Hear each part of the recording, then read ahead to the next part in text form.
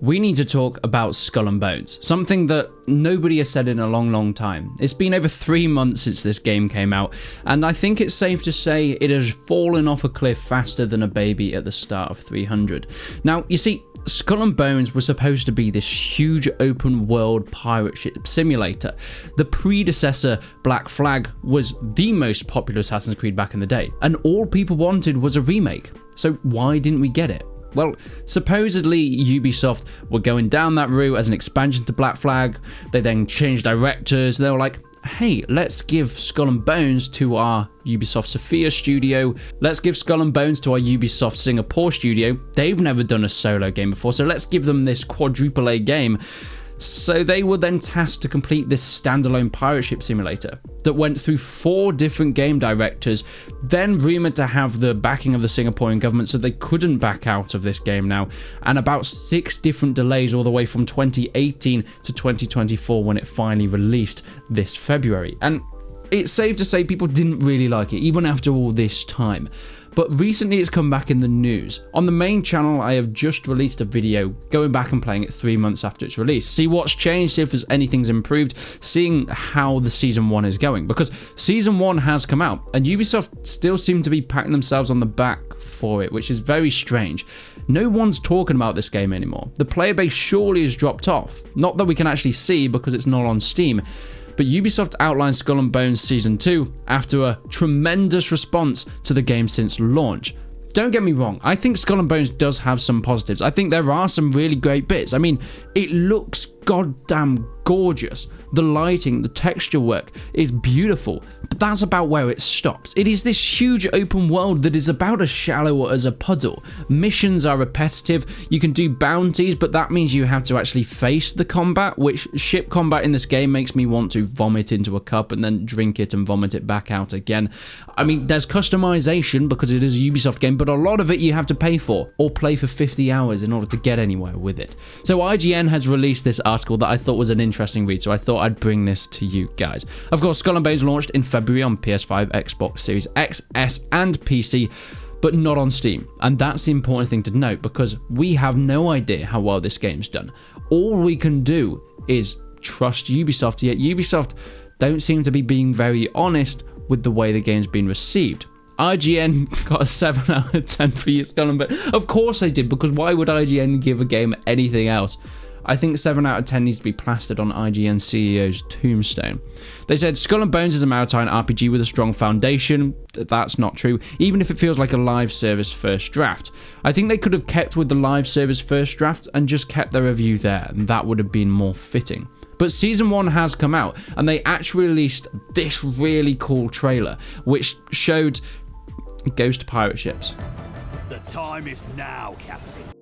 This is not what I wanted with Skull and Bones, because they are trying to do this thing where they repair the game. No Man's Sky did it pretty well. I think Cyberpunk 2048-9 has done it very well. Maybe Skull and Bones could do it, yet Ubisoft have this reputation for releasing games in a sorry state and never actually finishing them, unlike those other studios that I mentioned previously. So Season 1 was their first step to see if it could go in the right direction. And what does it add? Well, it adds ghost pirate ships, new world event challenges, and of course, plenty more cosmetics, some that come with the game and some that are free. But it isn't exactly a good look. Yet we do have a roadmap at what's coming in the future. Raging Tides was the first one with Philippe Lepeste, who is this character within the first main event, and it's going to be an addition to the story. The unfortunate thing with Skull and Bones, and as I've played quite a lot of it now, the characters and the NPCs just aren't really worth your attention. I mean, the first guy that you meet, and he pops up every now and then throughout the game, is probably one of the least charismatic men I've ever heard. And he's supposed to be a pirate giving you quests. He's less of a Blackbeard and more of a cardboard box when it comes to charisma. But then we've got faction convoys that are being added in, which I'm assuming are a lot like the merchant vessels that you can go to the trade routes, get a few things from them. Kind of cool. And then what are they calling it? The Kingpin Tylosaurus. I mean, we saw that in the trailer. It looks absolutely insane. And look, I don't mind going down the Sea of Thieves routes of having these cool, gigantic, mythical beasts because I think it worked quite well. But in Sea of Thieves, I just don't know if it's the route for Skull and Bones. I don't think this is what most of the player base wanted. The player base that still exists. And of course, seasonal rewards, which means give us money and we'll give you some other stuff. But we actually have another look at the rest of the seasons that are coming out. We've got 2 to 4. Shadows of the Deep is going to be coming way in the future, but next we're going to be getting Course of the Havoc, with of course each one of these bringing in a new story with new missions in it, and of course new characters. The Dragon Boat event, the Halloween event, and the Lunar Night and the Lunar New Year event are going to be all coming in eventually, and the same with seasonal rewards that are always furniture, weapons, and ships for every single one of these roadmaps, which is kind of vague. But the problem is, and I'd be more excited for events and different things being popped in, but it's kind of hit and miss whether you have to pay extra for these or whether you've got to grind 50 hours to actually play these things.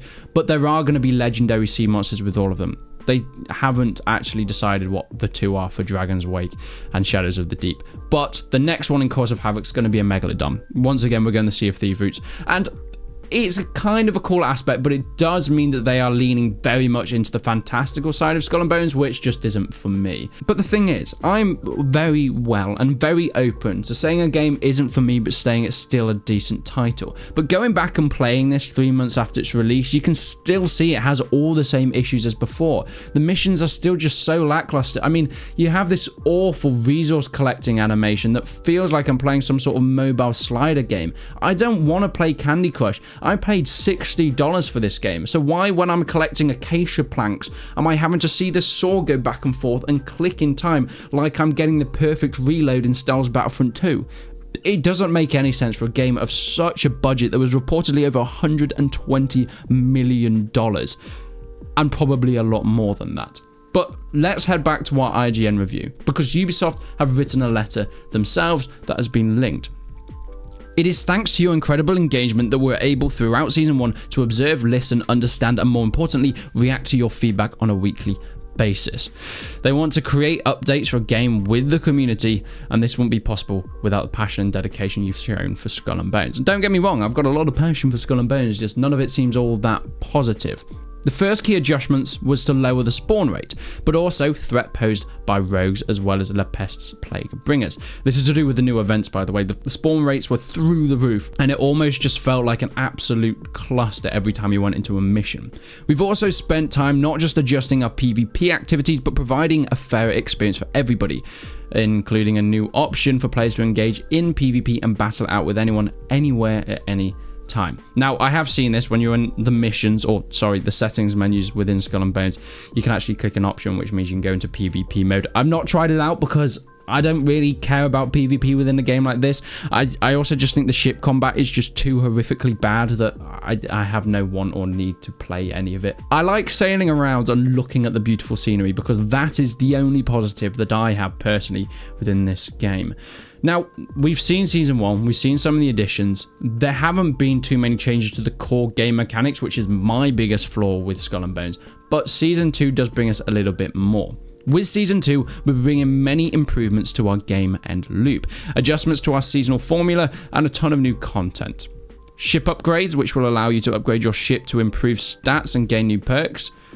It feels like they're writing one of my old Mountain Blade 2 dev blog videos where I'm just repeating the same thing. Fleet management, which will apply you to assign ships to manufactories to automatically collect pieces of 8. So essentially, you can build a fleet, but you're not really going to be seeing them sailing around. You're just going to be slowly acquiring resources and silver that just keeps popping up on your screen. Think of it like Euro Truck Simulator 2. A strange comparison. New PvE and solo game modes, that's something that I want to see because there just isn't enough content within the game at this point in time, at least for the price, and balancing the cost of their manufactories. Now, they're trying to create this whole live service game, which I think is an absolute disaster for the gaming industry, but what more can you expect from Ubisoft?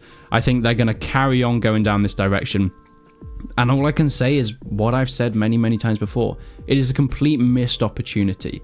They could have made one of the best open world pirate games of all time, and it would have sold millions of copies. Instead, they made a title that is pretty much not talked about 3 months after its release, that cost them hundreds of millions of dollars and nobody really cares about. I mean, I feel like I'm keeping it alive just by whinging at it at this point, because I will jump into it every now and then. And that's about it. I still think there is such a decline on that player base because even going into myself, actually running into people seems less and less frequent. And whilst we still will never get the numbers because Ubisoft won't put it on Steam, it hasn't been successful enough. And I don't think putting it on Steam will actually do it any favors. We will never know for sure. So we've just got to trust them. This tremendous response that they're talking about, I feel like is a lie. I don't want to accuse anyone of spouting bullshit. However, if they're talking about a tremendous response in the positive way, that's just not the way that I've seen it or the way that most of the community have seen it. This is probably one of the biggest flops of the year, and I think is going to stand up in history of what not to do with a surefire hit. How to pull defeat from the jaws of victory. Ubisoft seem to be the kings of that at this point in time.